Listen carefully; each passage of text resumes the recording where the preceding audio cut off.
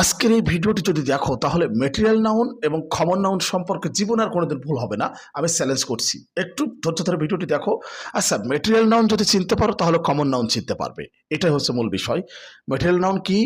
দেখো, material noun হচ্ছে পদার্থ, যা থেকে কোনো কিছু তৈরি করা হয় সেটা হচ্ছে, সেগুলোই হচ্ছে ম্যাটেরিয়াল নাউন। জাস্ট এটা একটু মনে রাখো।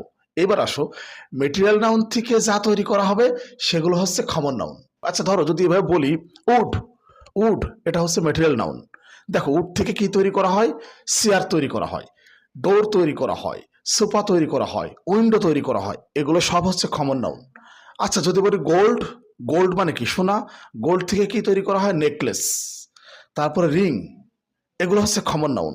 আচ্ছা তারপরে দেখো যদি বলি আয়রন, আয়রন এটা হচ্ছে কি? Material noun. আচ্ছা আয়রন থেকে কি তৈরি করা হয়? আয়রন থেকে রড তৈরি করা হয়। আয়রন থেকে তৈরি করা হয় তোমার, অনেক সময় দেখবা যে আয়রন থেকে সিজার মানে কাউসি তৈরি করা হয়, তাই না? এই যে সিজার, রড, এগুলো সব হচ্ছে কমন নাউন। আমার মনে হয় বুঝতে পারছো। অর্থাৎ ম্যাটেরিয়াল নাউন যদি চিনতে পারো তাহলে কিন্তু কমন নাউন খুব সহজে চিনতে পারবে। এভাবে একটু চিন্তা ভাবনা করো, ম্যাটেরিয়াল নাউন এবং কমন নাউন সম্পর্কে জীবনে আর কোনোদিন ভুল হবে না।